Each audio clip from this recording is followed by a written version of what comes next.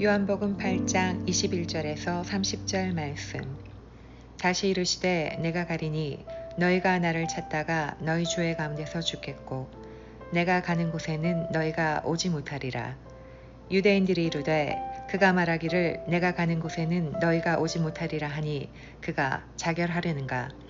예수께서 이르시되 너희는 아래에서 났고 나는 위에서 났으며 너희는 이 세상에 속하였고 나는 이 세상에 속하지 아니하였느니라. 그러므로 내가 너희에게 말하기를 너희가 너희 주의 가운데서 죽으리라 하였노라. 너희가 만일 내가 그인 줄 믿지 아니하면 너희 주의 가운데서 죽으리라. 그들이 말하되 네가 누구냐. 예수께서 이르시되 나는 처음부터 너희에게 말하여 온 자니라. 내가 너희에게 대하여 말하고 판단할 것이 많으나 나를 보내신 이가 참되심에 내가 그에게 들은 그것을 세상에 말하노라 하시되 그들은 아버지를 가리켜 말씀하신 줄을 깨닫지 못하더라. 이에 예수께서 이르시되 너희가 인자를 든 후에 내가 그인 줄을 알고 또 내가 스스로 아무것도 하지 아니하고 오직 아버지께서 가르치신 대로 이런 것을 말하는 줄도 알리라. 나를 보내신 이가 나와 함께 하시도다. 나는 항상 그가 기뻐하신 일을 행함으로 나를 혼자 두지 아니하셨느니라. 이 말씀을 하심에 많은 사람이 믿더라. 아멘. 함께 기도하겠습니다. 하나님, 온전한 믿음으로 예수 따라 나아가기 원합니다. 온전히 믿고 온전히 신뢰하며 온전히 따라 나아가는 오늘 하루 될 수 있도록 우리와 함께하여 주옵소서.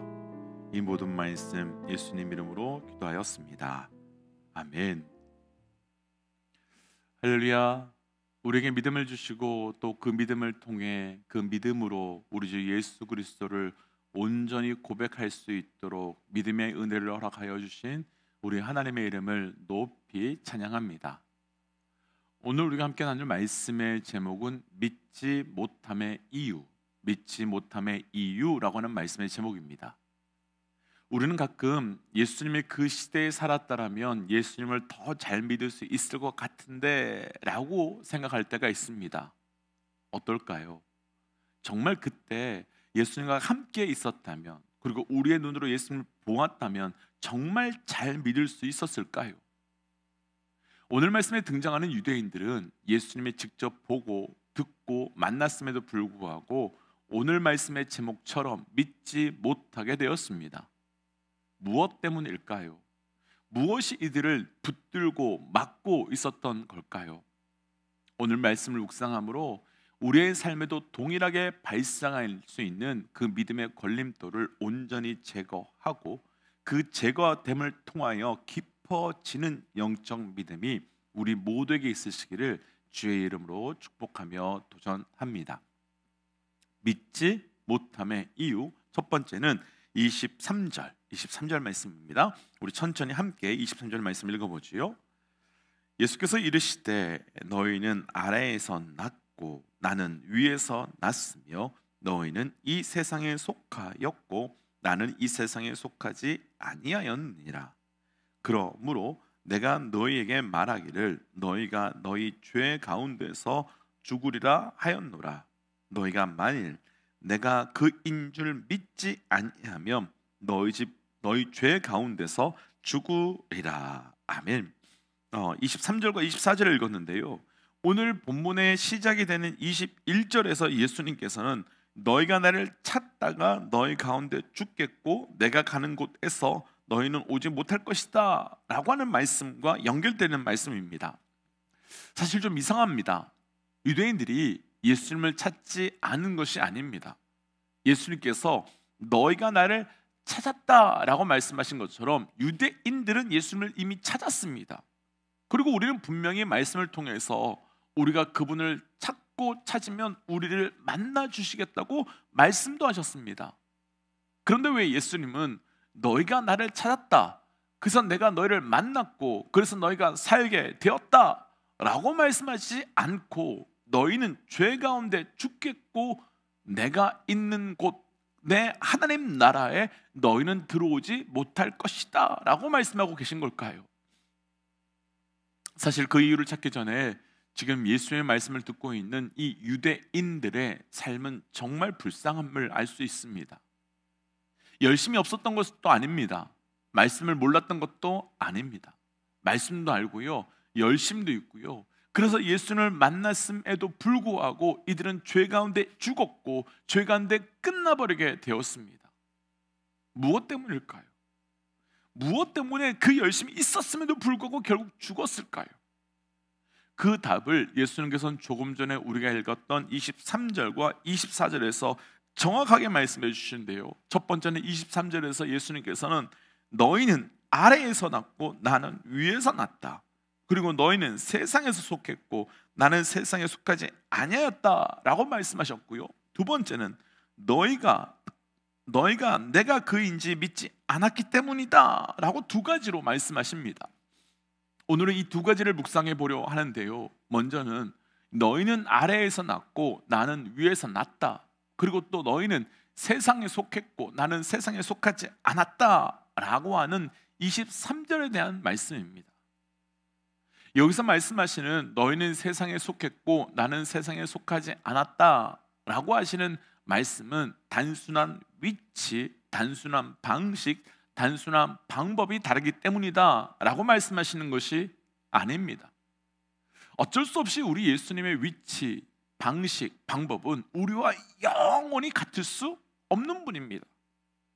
그럼 나는 세상에 있고 나는 세상에 속하지 너희는 세상에 있고 나는 세상에 속하지 않았다라고 하는 것은 어떤 영적 의미이겠습니까?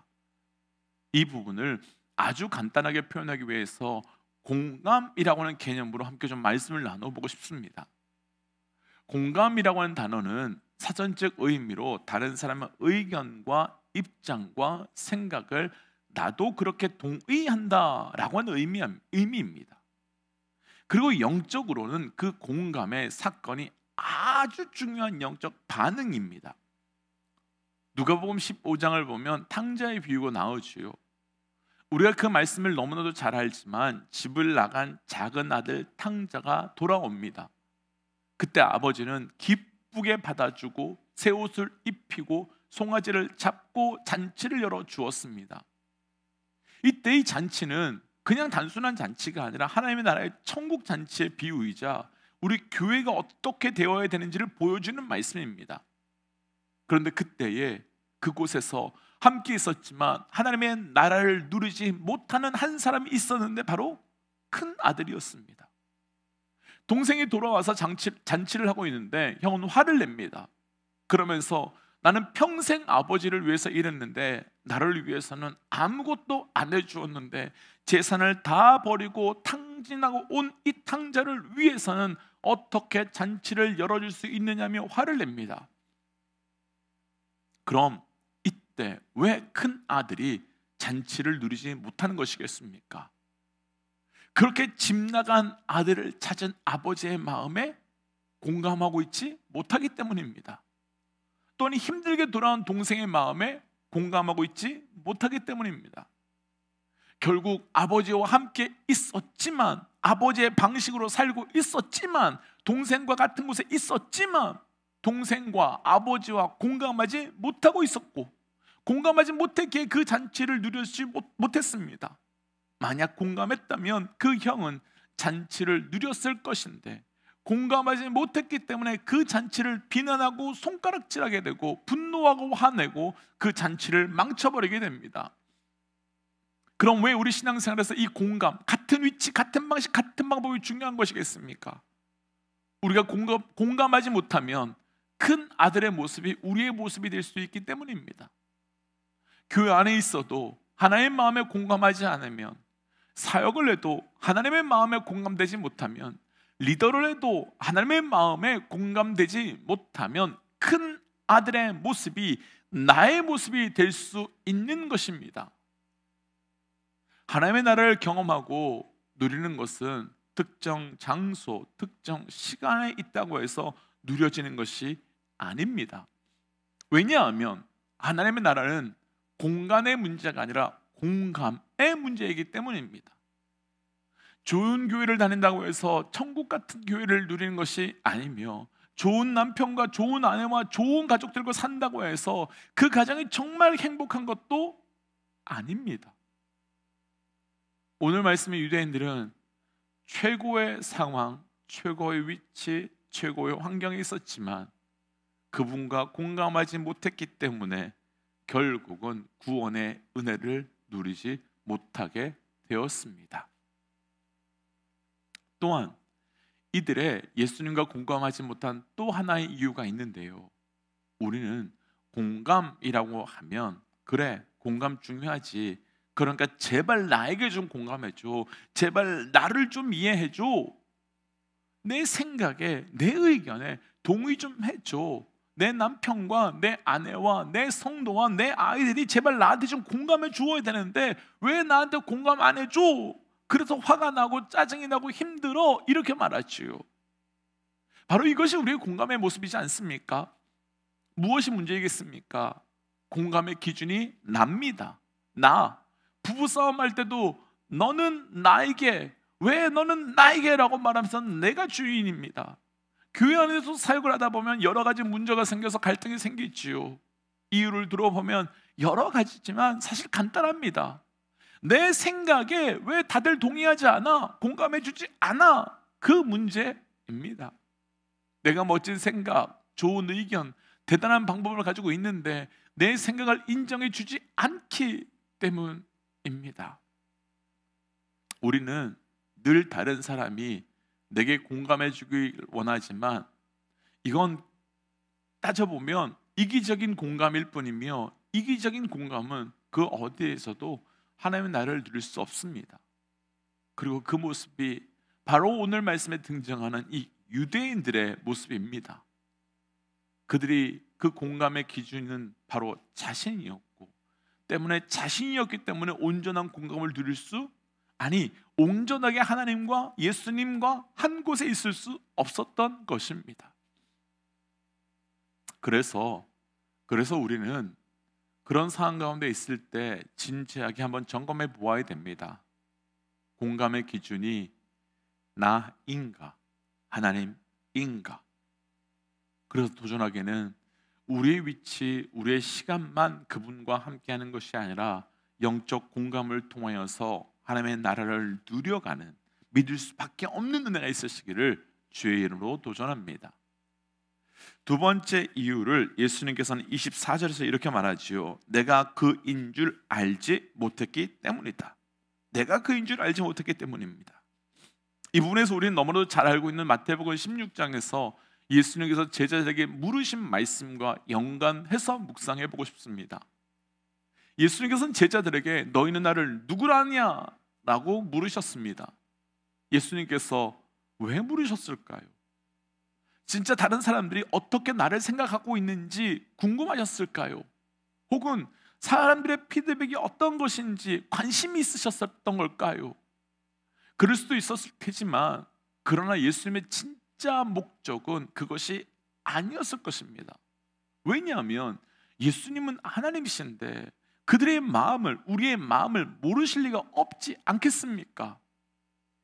그런데 내가 예수님을 누구라고 고백하는지 제대로 모르는 사람이 하나 있는데 바로 그게 나 자신입니다. 나 자신은 내가 예수님을 누구라고 고백하는지 가장 큰 착각과 가장 큰 오해 속에 살 수 있는 존재가 바로 나 자신입니다. 토마스 머틴이라고 하는 신학자는 내가 내리는 결정이 내 정체성이다. 내가 내리는 결정이 내 정체성이다 라고 하는 말을 한 적이 있었습니다.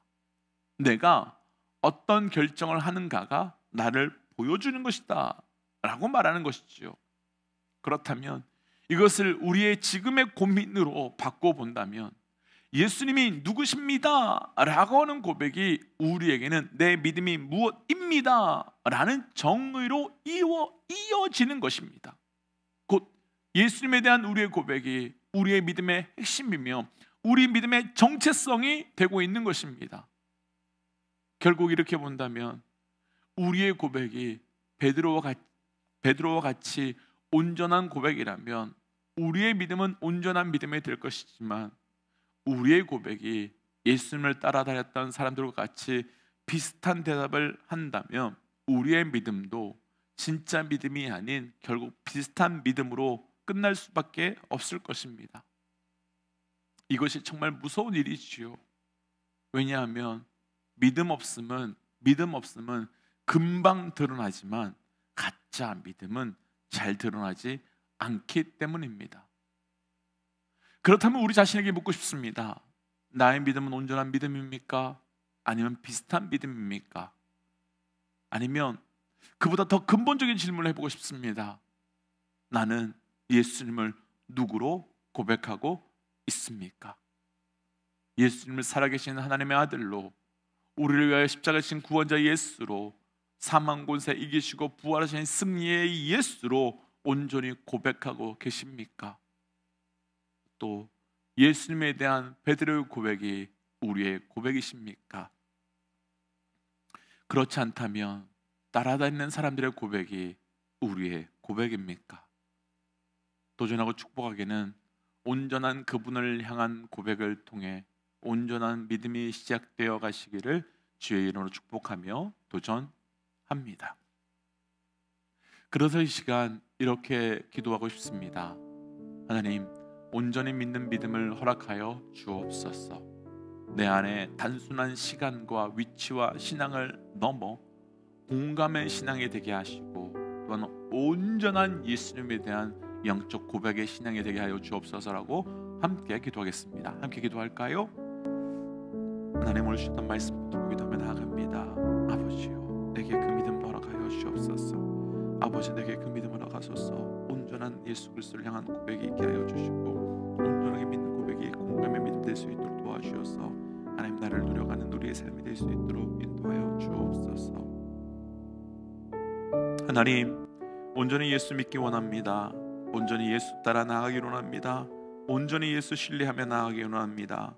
주님, 그 예수 따라 나아감으로, 하나님 예수를 신뢰함으로 깊이 있게 예수를 누려가는 나의 삶이 될 수 있도록 인도하여 주시옵고, 그 믿음으로 인하여 하나님 정말로 하나님과 함께하는 공감의 믿음과 생명의 믿음 될 수 있도록 인도하여 주옵소서. 이 모든 말씀 예수님 이름으로 기도하였습니다. 아멘. 믿음의 동역자 여러분, 하나님과 공감하십시오. 사람이 아니라 하나님과 공감하십시오. 온전한 고백으로 사십시오. 함께 선포하고 삶의 자리로 또 기도의 자리로 나아가겠습니다. 함께 선포할까요? 하나님은 살아계십니다. 아멘. 함께 기도하겠습니다.